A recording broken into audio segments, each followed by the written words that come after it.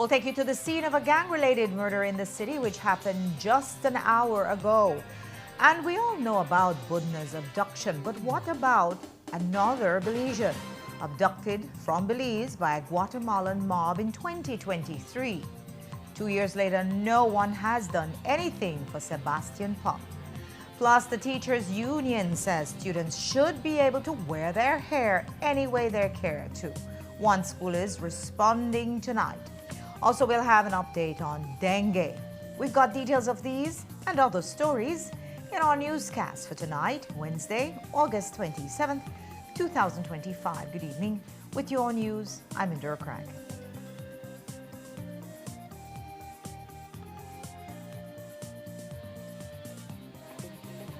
This newscast is brought to you by Cellular World, your authorized Samsung distributor. Every day, the demand on your business gets higher. More productivity, better equipment, and reliable support to keep up with a fast-moving world. At Cellular World Business Solutions, we're ready to help you boost performance across every operation. Don't let outdated technology hold you back. With our certified and supported solutions, your business stays ahead. We supply office equipment, printers, inks, and toners, software licenses, IT system assembly as your Dell Platinum and Cisco partner, appliances, and custom orders tailored to your needs. From startups to large enterprises and renowned institutions, we serve every corner of the country because no industry can afford to fall behind on technology. Let's take your business to the next level. Contact us today at 610-2494. Cellular World Business Solutions, your reliable partner in business success. At Atlantic Bank, your convenience is our priority. Our contact center is designed to enhance your banking experience. With a wide range of customer service options, you save time and effort. You can easily call in to block or unblock your debit and credit cards, perform account inquiries, and access detailed card information. Whether you need assistance with online banking, merchant support, or general inquiries, our team is ready to help. For added convenience, if all operators are busy, you can leave your number and an operator will return your call as soon as possible to ensure you receive the support you need. Depending on your transaction type, we may need to verify your identity through a set of security questions. And remember, Atlantic Bank will never request your username or password for Atlantic Online via phone call, text, or email, ensuring your personal information remains safe and secure. Our support team is available Monday to Friday from 8 a.m. to 6 p.m. in both English and Spanish. Simply dial 223-1212. This is a dedicated line for our contact center. Atlantic Bank is committed to providing you with exceptional service and the tools you need to manage your finances conveniently and securely. Take full advantage of our easy-to-use contact center services today. Atlantic Bank, building the future together.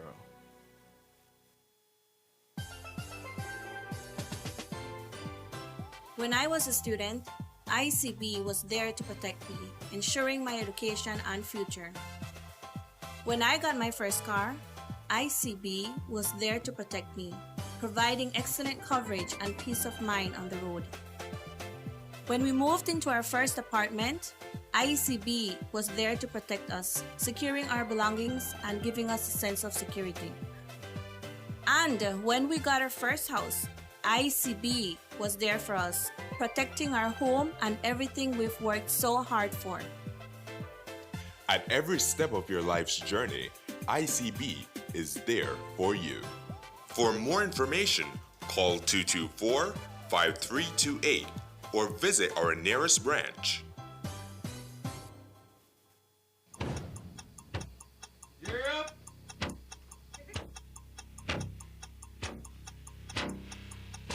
These charter mints aren't from We're an navigating along the coastline. This morning, the 2023 Good evening. Good evening. I'm Cherise Halsell, And here's what's ahead for you on 7 News Tonight. We've got details of these and other stories in our newscast for tonight. Good evening. With your news, I'm Indira Craig. Belize You're watching the Nation Station, Channel 7.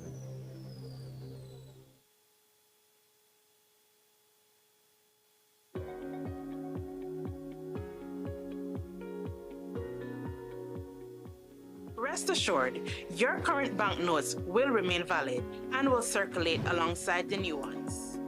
If you have the old banknotes, you will still be able to use them in your day-to-day transactions throughout this transition and after. The central bank will partner with the financial institutions to quickly remove the old banknotes from circulation. The central bank has never demonetized any family of notes. In other words, banknotes from the establishment of the central bank holds the same value today. New look, same value, seamless transition.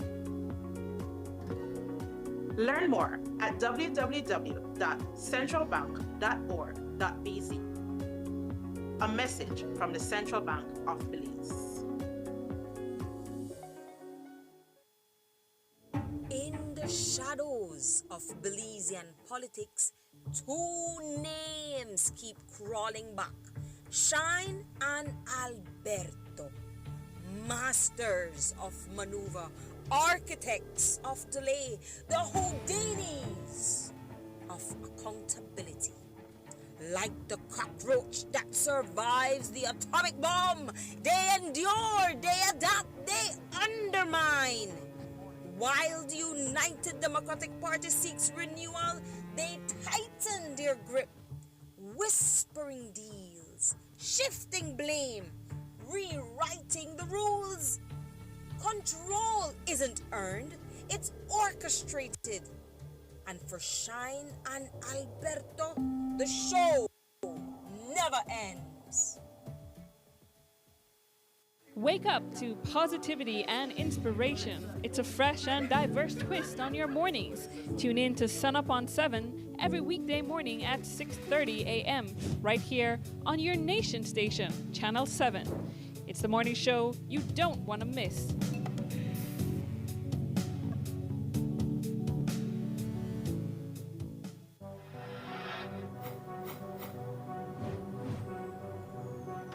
Belize, you're watching the Nation Station, Channel 7.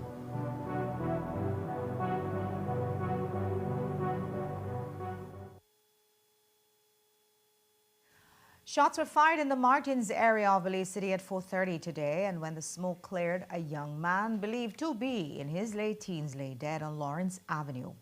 He is Rashid Parum, who was reportedly visiting a female in the area when he was targeted in what we are told is a gang-related murder.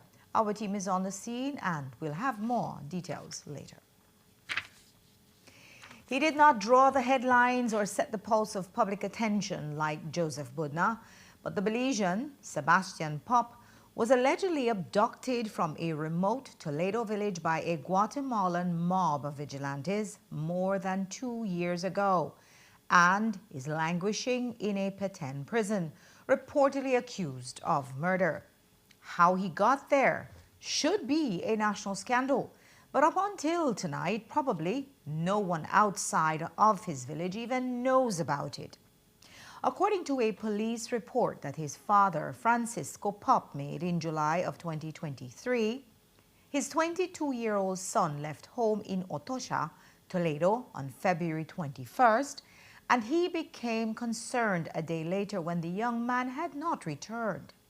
Pop went to his village alcalde, who told him that his son was taken by force by several Guatemalan civilians who entered Belize territory illegally.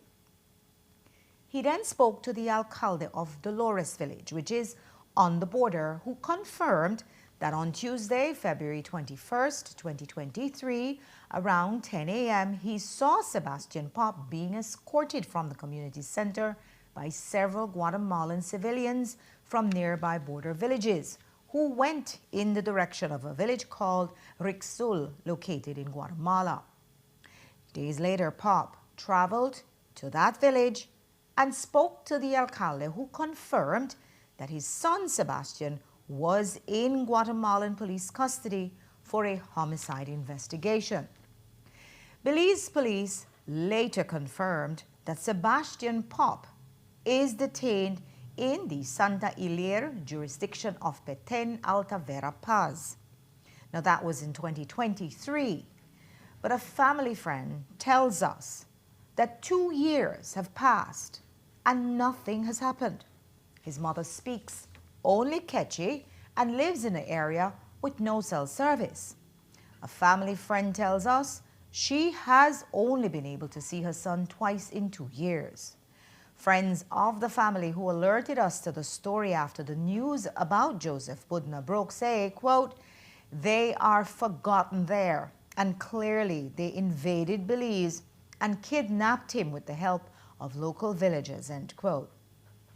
We did reach out to the Belize ambassador in Guatemala, Jose Alpuche, and the Ministry of Foreign Affairs, but up to news time got no response.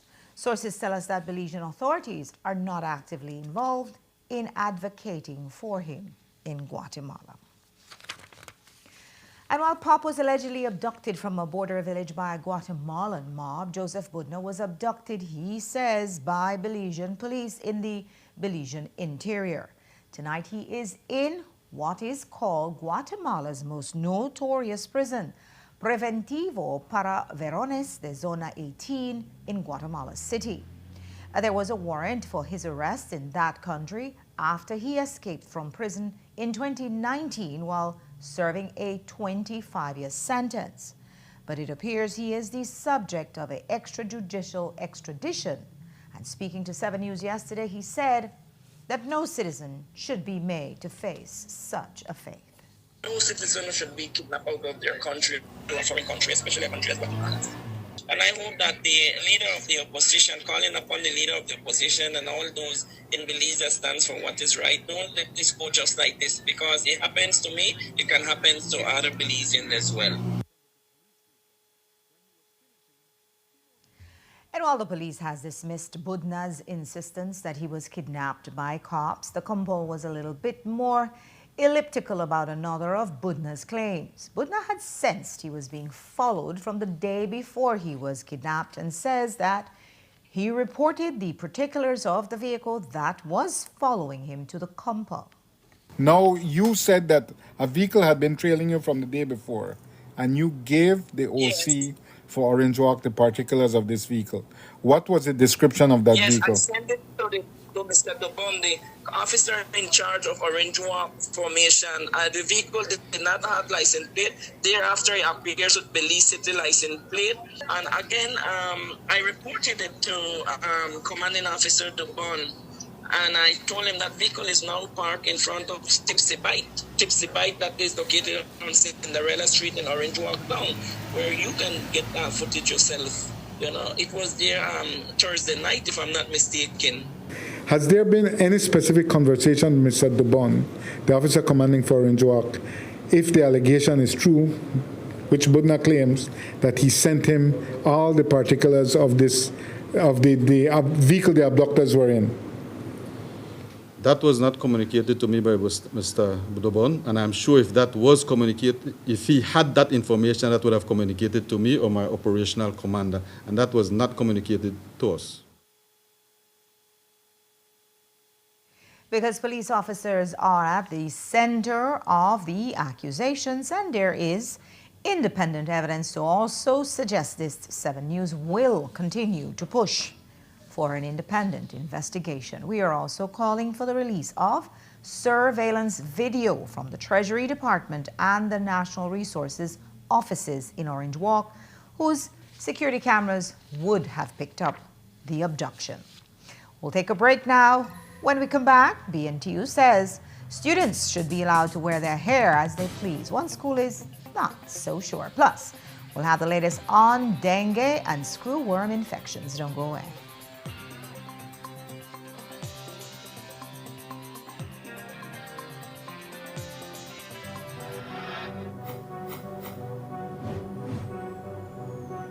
Please, you're watching the Nation Station, Channel 7.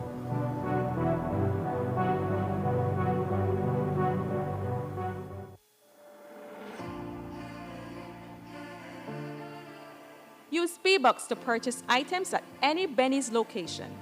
Spend B-Bucks on items in-store after you have earned them. You can gift or transfer B-Bucks to another B-Bucks member or registered charity. To learn more, visit our website at www.bbucks.bz. Remember, loyalty is always rewarding with B-Bucks. Brought to you by Benny's, quality and savings.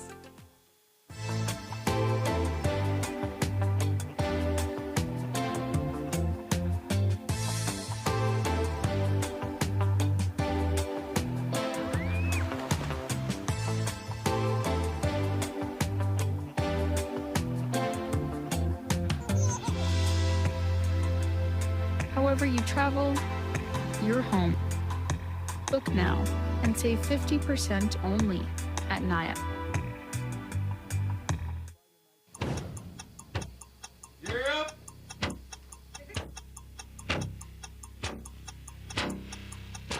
These charter mints aren't from We're an navigating airplane. along the coastline. This morning, of the northern 2023 lagoon in the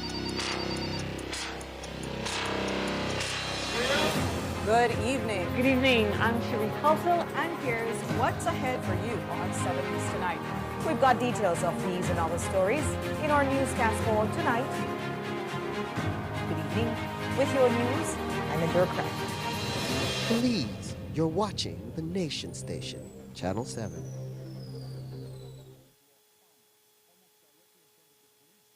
At Atlantic Bank, your convenience is our priority. Our contact center is designed to enhance your banking experience. With a wide range of customer service options, you save time and effort. You can easily call in to block or unblock your debit and credit cards, perform account inquiries, and access detailed card information. Whether you need assistance with online banking, merchant support, or general inquiries, our team is ready to help. For added convenience, if all operators are busy, you can leave your number and an operator will return your call as soon as possible to ensure you receive the support you need. Depending on your transaction type, we may need to verify your identity through a set of security questions. And remember, Atlantic Bank will never request your username or password for Atlantic Online via phone call, text, or email, ensuring your personal information remains safe and secure. Our support team is available Monday to Friday from 8 a.m. to 6 p.m. in both English and Spanish. Simply dial 223-1212. This is a dedicated line for our contact center. Atlantic Bank is committed to providing you with exceptional service and the tools you need to manage your finances conveniently and securely. Take full advantage of our easy-to-use contact center services today. Atlantic Bank, building the future together.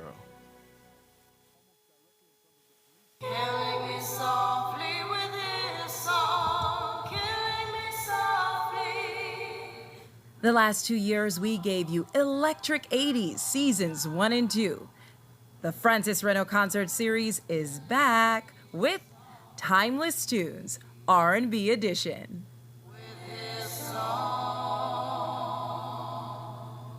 Join us at the Bliss Center on Thursday, September 4th and Friday, September 5th, both shows at 8 p.m. for the ultimate R&B experience.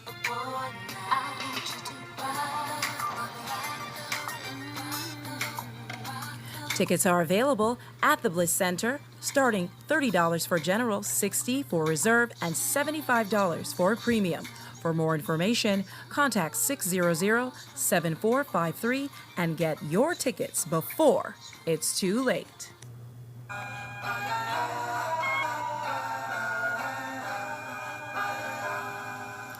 Join us for September 4th and 5th for 2 unforgettable nights of smooth melodies and iconic voices for R&B Edition, Timeless Tunes.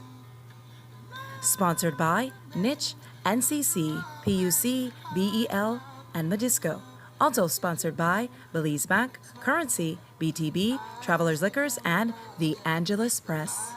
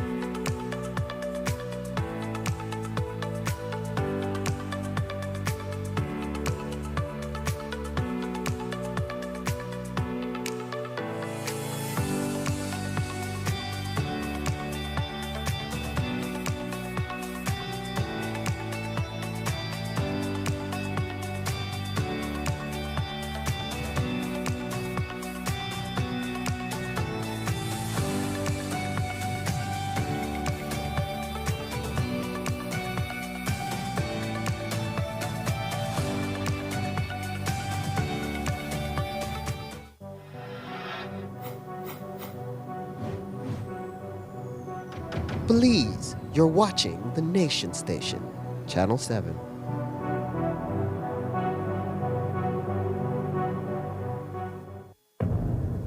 Shine Barrow's been playing pretend and make-believe his entire life. Look at the characters he's played. Hustler. The gangster rapper. I never had hope until I sold those. The convict. I shot somebody in the club. The believer. He's gone to Israel and taken on the new name Moshe Levi Ben David. The politician. I certainly would want to lead the party. You heard it here first. Shine wants to be party leader. Party leader is only the latest role he's pretending to play. But the game is over. Everyone is tired of playing. But like a spoiled child, he's forcing everyone to keep playing. And why? Because he needs to keep the delusion going. You know, there's this vast demand for shine. And for the people overall to just have a love and an affinity for me. This is what happens when a child never grows up. He was never leading the party. He was propping up a fantasy. He needs to grow up and step down. He needs just to sit down in isolation and contemplate his whole life.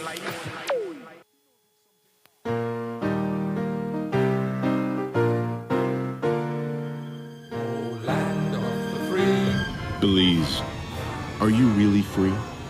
Can't you feel the chains tightening? The Ministry of Finance is imposing a new tax system on you so they can see all transactions in real time.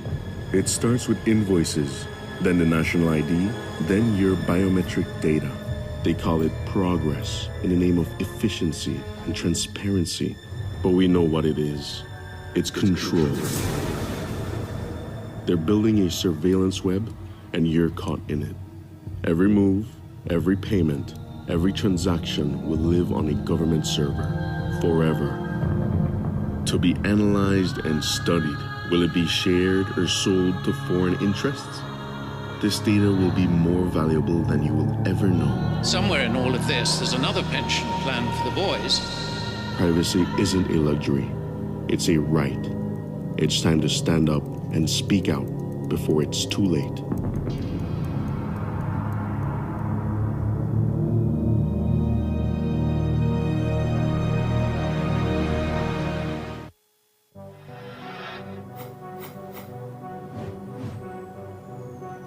Belize, you're watching the Nation Station, Channel 7.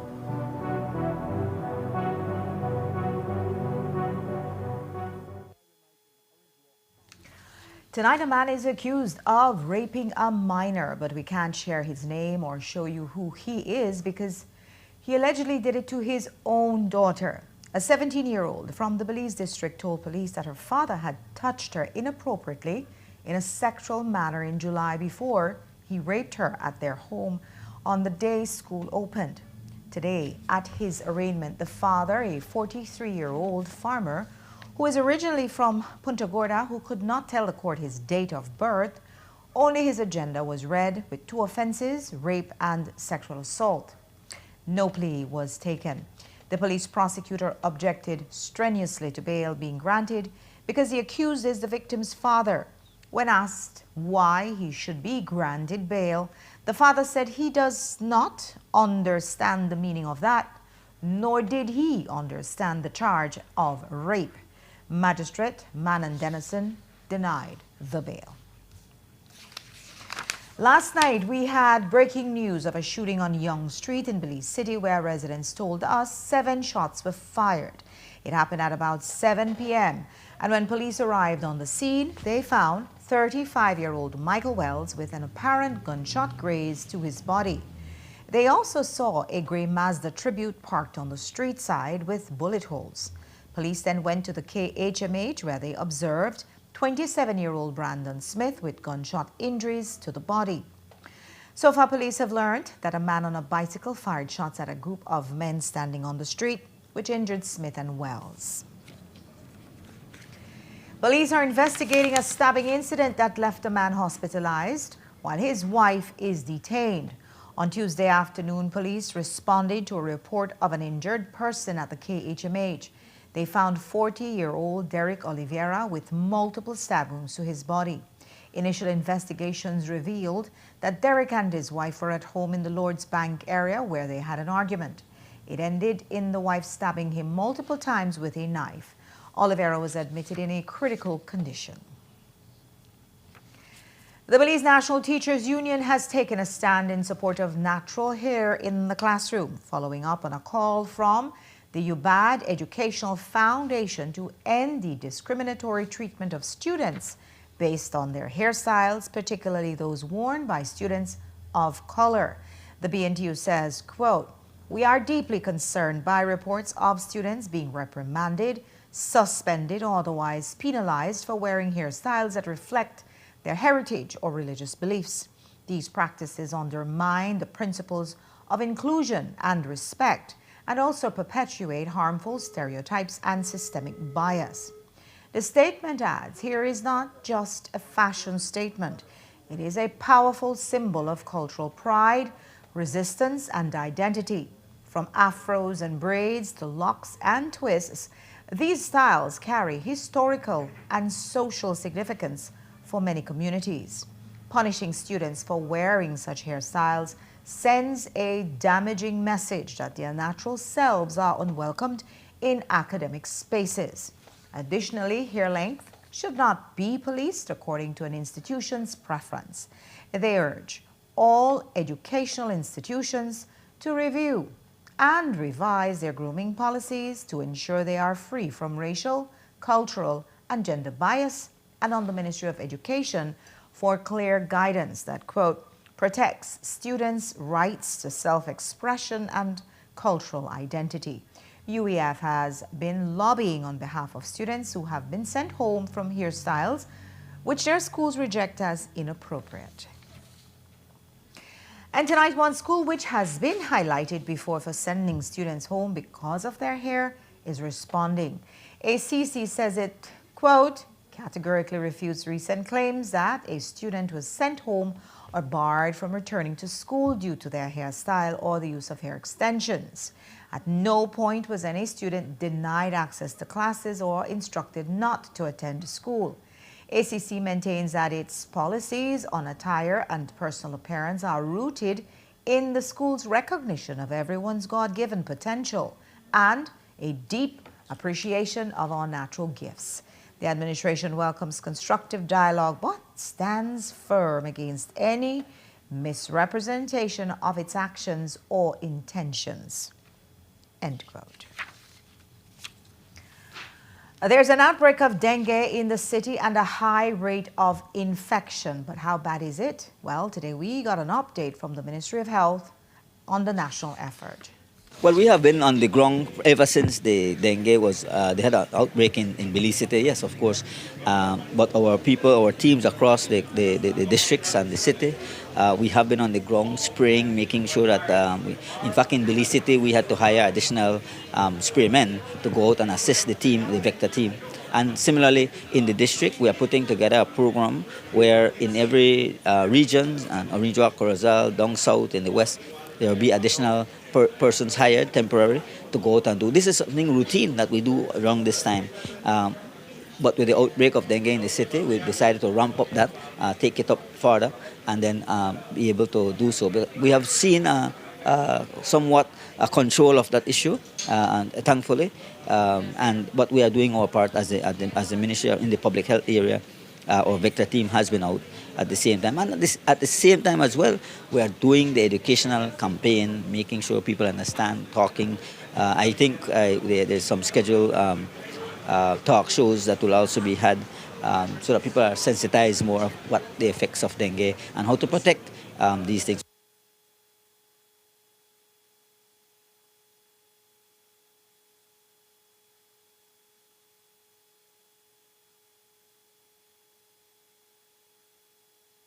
The health minister also gave us an update on screwworm, which started as a problem in cattle, then wildlife, and now humans. He discussed awareness efforts. The ministry has been engaging immediately when the whole issue of screwworm and that because it now has hit humans, the ministry has engaged in constant communication through our social media pages. We have been on the media. Our public health officials are out on the ground and doing sensitization as well across this country because we have to make sure people understand what the screwworm can cause. Of course, as they said, it is a treatable illness as well. But if it's left untreated, it can also kill you. And so we have to ensure that people are very much aware. I must thank the team at the Ministry of Agriculture, through Baha, and the minister who have been very responsive, working very closely with the Ministry of Health as well in terms of the quick response. Our surveillance team, I must say that the minute we were able to identify and verify through the Baha lab, we have been on the ground getting those patients treated, getting them the necessary medication. The first scenario, I believe the first person who had that, I think may have taken a bit too long to have visited the facility, but is under treatment, getting the necessary treatment going. As I said, it's a treatable illness, but if not treated, can lead to something more dangerous. And while awareness can only do so much, the greatest health threat is the damage screwworms can do to humans. Bernard also discussed that. I think that for the two cases that we speak, those persons had contact with animals and in the farms, and they were in the farm setting. And so we have to understand that. One of the patients I know was also diabetic. So it's risky, and they as you know, the fly attached to an open wound, and that's their feeding ground. And as the minute that fly lays that egg, within 24 hours you're already having what you call it? I'm trying the minister. Yeah, the actual screwworm, a small larva, and then in the next 48 hours it's already grown. And so, but it's about sensitization. It's about people understanding what needs to be done, protecting yourselves, because it's something that is in the animals. It's and I would hope we don't see more emergence of these type of cases. We've seen in America where they have said that they have now detected their first case. I think I don't remember which state with this screwworm and in human. So it's something that we have to address, and we have to ensure that we minimize and sensitize our people.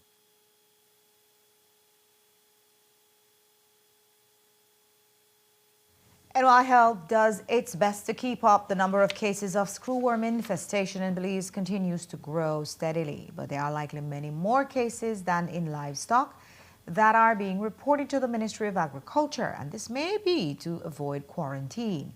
Yesterday, Minister Jose Mai explained why it's important to report every case. We had a number of new cases in Orange Rock, so we're just under 400, I believe it is, right?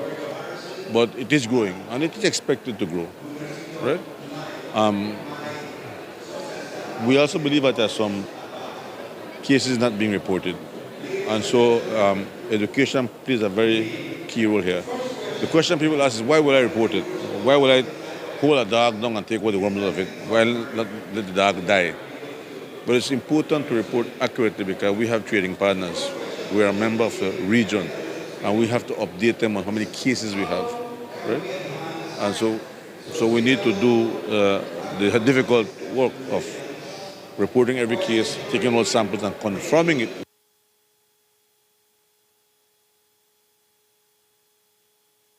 And one of the solutions is the introduction of sterile flies that will mate with the New World screwworm flies. But Belize does not have access to these flies.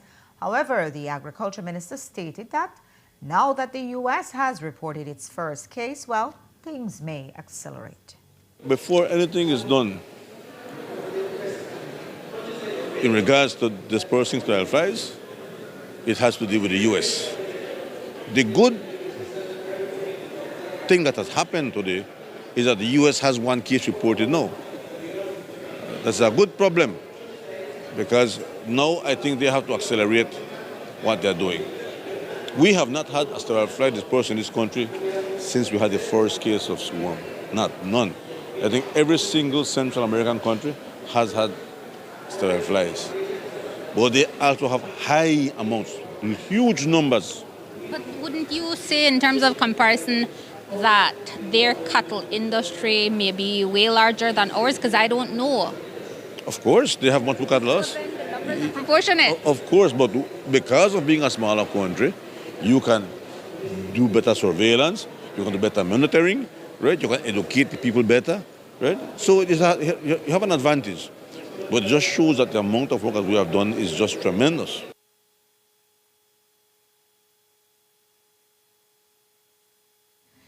It makes applying for employment permits a lot more convenient by removing the hassle of figuring out how to pay.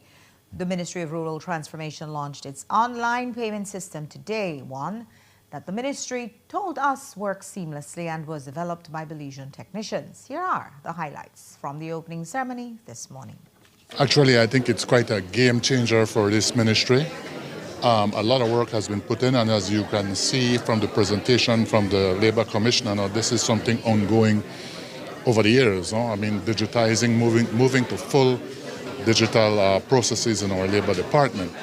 The next step will now be partnering with the other ministries to be able to fully have one digitized concept, an online concept, so that workers can now move much more fast and more efficiently. Firstly, no, I mean, it is much more convenient. As I'm moving around the country now, getting to meet the employers, I think you're aware that because of the low unemployment, employers are struggling to get people to work in the industry, in particular in my district, in the north, in my area, the sugar industry in the south as well. They're struggling to get workers. This is but one step to be able to make the process much more easier and much more friendly for the workers. So normally in the past, when you pay for government services, you pay at a cashier, like a real life person, or some alternative is you go to the Treasury Department to do that payment to the cashier. And we feel that is inconvenient and very inefficient, especially for those large industries that depend on migrant labor and when they want to pay for their work permits. If you can imagine, if you have a company in Trio, the nearest Treasury Department or Treasury office is in Dangriga or PG. So you have to leave your work and your farm to go and make those payments and then come back to the Labor Department to continue to do your application. And so we're removing that completely. So there'll be no need to move about. And so the digitization of these payments using convenient payment options, debit card, credit card, e-cash is very convenient and very helpful to those people who would have to travel long distances to make those payments. And so it's a way of easing the way of doing business for us in the country, and to make sure that the government revenues are properly collected and accounted for, because there are really no errors when it comes to digitized payments, especially when you're accounting and reconciling those numbers with the Treasury Department. So, since the new payment system is expected to make the process shorter for applying for temporary employment permits, can it also lead to a reduction in the labor shortage we have been seeing in the agricultural industry? We asked the minister about this today, and here's what he said. We just, was it last week or the week before, I believe the cabinet approved an initiative to be able for now to tap into the other labor resources the country have. For some reason women are underrepresented in the workforce. We also have our young people underrepresented in the workforce. And as well, we need to bring in migrant workers to be able to assist to fill this gap. If we want our economy to continue on the growth path, we need labor, and so we start at home first with the underrepresentation of our women workers and for our youths. Then we proceed to the migrants.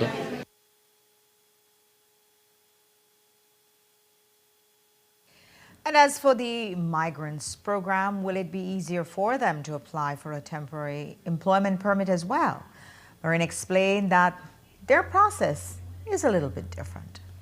That is a possibility, but as well, when I was down south work talking to the employers, they already have contacts in Guatemala and in Honduras to who would assist them. Their issue is not necessarily getting people who would want to come. Their issue is the paperwork that needs to get done.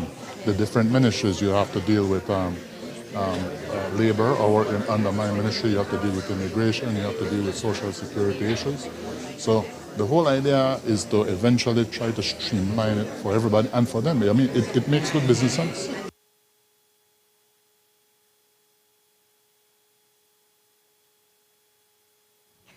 In other labor news, the Occupational Safety Hazard Bill has been brought up a number of times in the past, but has never managed to make it for approval. We asked the Minister of Labor for an update on the bill, and he explained that it will be making its way to Cabinet sooner than we expected. That is our ambition right now. It is at committee. All right, the committee had met and had a public consultation. Right now, the committee is putting together the notes of that public consultation. When they do that, they're bringing it to our ministry for one final review, and as well to the AG. So the ambition, yes, is to get it done. I know initially we had said we're hoping to do it by October, so I can't promise you in September. But I mean, remember, this bill, we need to ensure when we present it to the House, everything, all the T's are crossed, all the I's are dotted.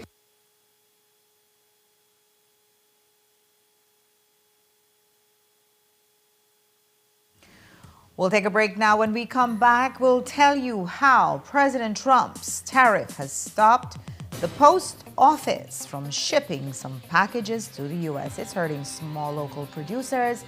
We'll talk to 3 of them. Don't go away.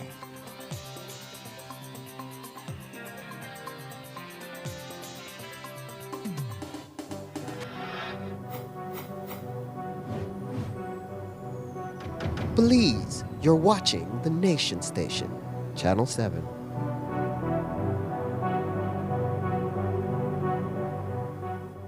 Nando's Wholesale is the distributor for the full line of Budna spices, including the original complete seasoning, the perfect combination of ingredients and spices prepared to enhance the natural flavor of your favorite foods.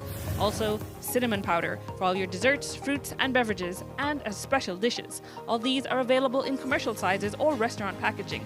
Nando's products are available at your local retailer or contact us at 222-5000. From Corozal to Toledo, Nando's is proud to be serving Belize as its #1 wholesale distributor for over 35 years. Welcome to the V Department Store. We are conveniently located on Coney Drive in Belize City. That's right on Coney Drive in Belize City. At the V Department Store, we offer a wide variety of groceries, cosmetics, kitchen appliances, kitchenware, electronics, and more. We've also recently expanded to the 2nd floor to better meet your household and office furniture needs.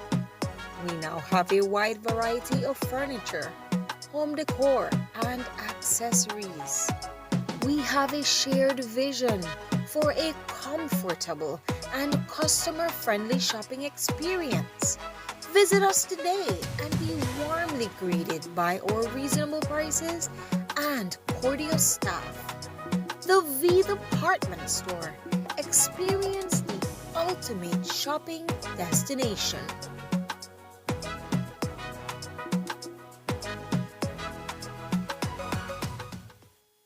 At Atlantic Bank, your convenience is our priority.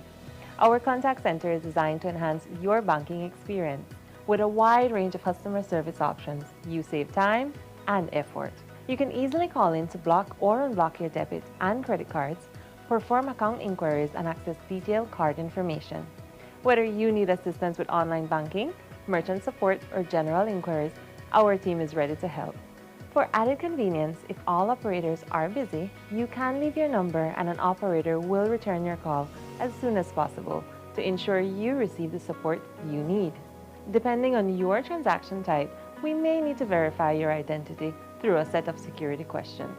And remember, Atlantic Bank will never request your username or password for Atlantic Online via phone call, text, or email, ensuring your personal information remains safe and secure. Our support team is available Monday to Friday from 8 a.m. to 6 p.m. in both English and Spanish. Simply dial 223-1212. This is a dedicated line for our contact center. Atlantic Bank is committed to providing you with exceptional service and the tools you need to manage your finances conveniently and securely. Take full advantage of our easy-to-use contact center services today. Atlantic Bank, building the future together.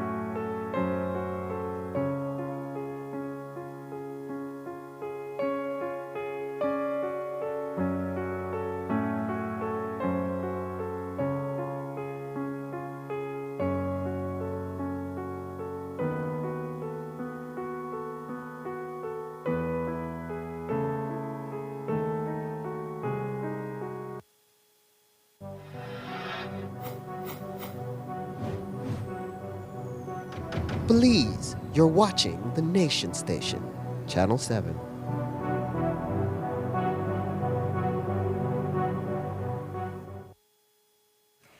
In an update to our headline story, our team is back and we have confirmed more details. It was just after 4:30 this evening when residents on Rosalind Bradley Street heard shots ring out. According to witnesses, the gunman reportedly chased his victim, 21-year-old Rashid Param, who was left sprawled out near this zinc fence, fatally wounded. About an hour later, his family arrived and identified his body. All they could say was that they had no idea what Param was doing in the area. Reports say he was visiting a female friend. We note that there is a camera right at the corner of the street where it happened. We will have more on this story tomorrow. Earlier in the news, we gave you an update on Ryan Budna, and as we have reported back in May, he was whipped by a man he claimed he had been investigating. There were no charges levied, though the entire incident was caught on camera. There were reports that Jose Mai intervened on behalf of the assailant, but yesterday he denied those claims. To be honest, I don't even watch Facebook or what's going on. I have more important things to do than look on Facebook gossip. I just don't like it. I don't deal with it. So I don't even know what's going on there. What I understand what they tell me that they dip on Facebook, but I don't pay that attention. I have many other important things to do in my ministry. I don't have time for waste of that.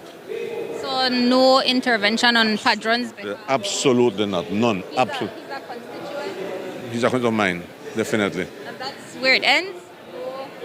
I have had no intervention in anything that needs with a gentleman that you just mentioned. None at all.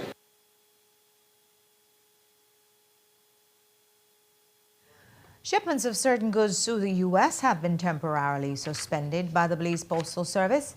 This is a result of President Trump's new trade tariffs that eliminated the long-standing duty-free exemption for low-value shipments, as such goods are now taxed from the first dollar. Previously, they were duty-free up to $800 US.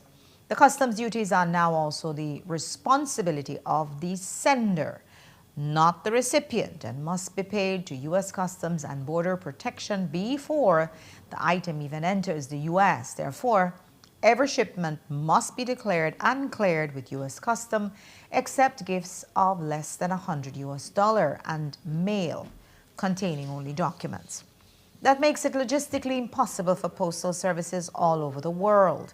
And that made the very last day that shipments could go out from Belize's post office and many other post offices ranging from Japan to Australia to Mexico and many more. Today was also the day many small business owners in Belize found out. Courtney Menzies spoke to a few of them over Zoom and has this story. Small businesses that ship to the U.S. received an alarming notice that the post office would be suspending certain shipments. That's after the U.S. government issued an executive order to suspend duty-free de minimis shipments for all countries. This takes effect on August 29th, and so the post office sent a release informing customers that today is their last day to ship products to the States, and that they had until midday to do so. It sent some business owners into a frenzy. I had so many calls, about 5 to 6. They did a courtesy and said, hey, we noticed you haven't sent your packages yet. We just want to let you know you have up until 12 p.m. today to send those packages. So I kind of panicked. One of them wasn't ready. So I reached out to everyone who had pending orders, hadn't made payment as yet. And I said, you guys have up until 12. And I live about 30 minutes away from the post office. So I said, you actually have up until 11:30.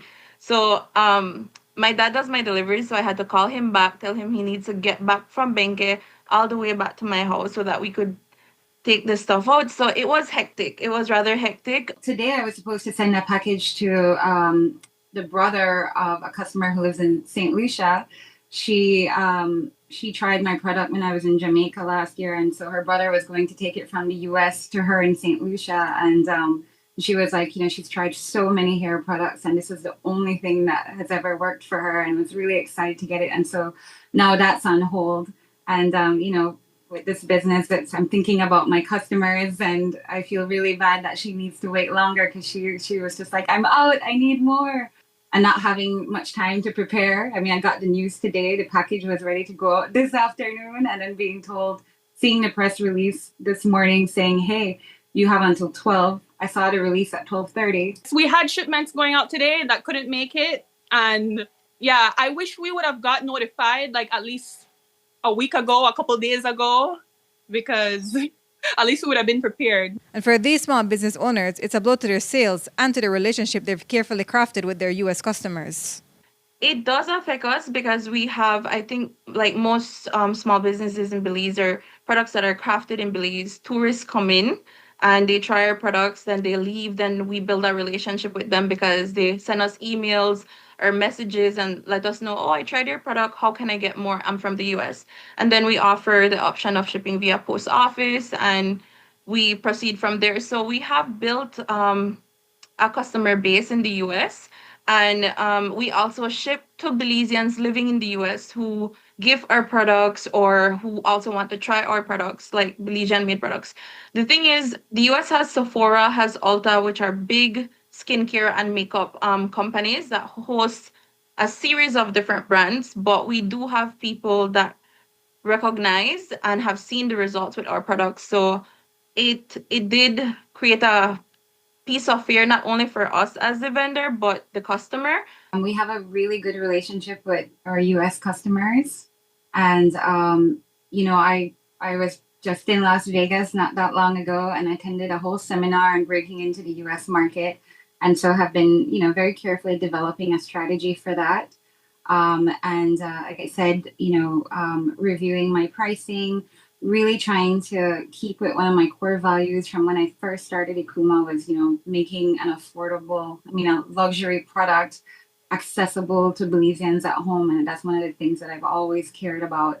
And so I have been looking at different strategies to continue doing that and while also entering the US market. And so with this new development, that is just going to affect the way that I approach the US market. And to me, it's like not that surprising because there's a lot going on in the US. But of course, it's very disappointing for our business because we've worked for years and years, gathering all these clients from the US. And we have like all these clients and now there's like no shipments that we're going to send out now because of the situation. We were actually, really working hard recently these past few months in trying to build a website, in trying to secure funds to launch a travel line so that we can put in gift shops and like all these investments so that we can grow the brand and so that our products can be in the States and like people reorder and order and our product grows. But now we just have to pivot and we have to look at other options close by and just see, how we can manage now. And for the three of them, pivot is the key word. They'll now have to figure out other possible shipping methods or, more than likely, new markets. Yes, our goal is definitely to break into the Caribbean market, and we're just strengthening our operations. I'm also taking courses on how to move forward with exportation. So that's our next goal. Even though like we're waiting and we're going to see what Belize says, the prices have already doubled and quadrupled. We went in last month and it used to be reasonable to send packages, but now it's like so high and I could just imagine it getting higher. So I think we just have to look at new markets. And of course, my number one priority is Belize. So just like really zoning in, focusing on building our community here. And then we have Mexico, our neighboring countries, and just like try to figure out something else. Because if you don't pivot when challenge comes in business, then you're just going to fail. But that doesn't mean they're not feeling the pressure. Kind of feels like a foot going over us as a small business. Every time we feel that we can scale up, there's something reminding us like, no, you need to stay down a bit. So yeah, it was a lot in a little bit of time. And hopefully we can find a way to prepare for it and still keep our customer base in the US. It is very discouraging, yes. But I feel like as a small business owner in Belize, you just get so much discouragement sometimes that you cannot, like, it kind of numbs you in a way. And you just like like laugh it off, you know, and we're kind of like, really? Like, again? Like, you just to try so hard, so hard, so hard. And I just like let down after let down. And at a point, it's just like, we just have to do something else or else nothing will happen. I've been having a lot of fun with this. You know, the past 6 years, I have really, truly just built my life around this brand and building Ikuma and facing all of these challenges head on, you know, making steps forward, steps backward. It's just the dance. And I've made a lot of sacrifices. I consciously choose not to have a family. I consciously choose to be single, not to have children. I make a lot of sacrifices for this brand. And yeah, it's just like, all right, let's see how we're going to solve this problem now. It's just every day is just how we're going to solve problems. And I think that's part of the resilience of being an entrepreneur. The Belize Postal Service's press release ends by saying, quote, "We are making every effort to enable the resumption of all shipments as soon as possible in compliance with the new regulations," end quote. Belmopan is taking steps to preserve its cultural heritage while strengthening the resilience of its communities. At the University of Belize, key stakeholders gathered for a workshop which is hosted by Niche in collaboration with UNESCO. The objective is to maintain the culture while shaping sustainable urban development. We learned more today. It will benefit the city because intangible cultural heritage is something that is of great concern, that, for example, certain languages and certain practices in Belize are going down. And so what this project will do is enable those types of cultural activities and cultural heritage to be promoted and to ensure that they don't die. One of the activities that we're looking at is the Belmopan Urban Development Plan, what we normally refer to as the Belmopan Master Plan, that was developed in 2016, 2017. And so they're looking and identifying how does that plan include intangible cultural heritage. And perhaps maybe make some recommendations on some of the things that we need to do to improve the protection of our cultural heritage in Belize. We talk about Belmopan, we talk about all the Creole traditions, cultural practices of local communities, also sites, archaeological sites, and all those cultural practices that make part of the living heritage. It is very important to safeguard these practices because they are part of the ways of life of the communities and how they inhabit the cities. So when we are designing and planning urban strategies, the idea is to really try to integrate communities' views and perspectives on how to safeguard their practices and how to make them also sustainable. The idea is that through culture we can really contribute to a more sustainable urban future.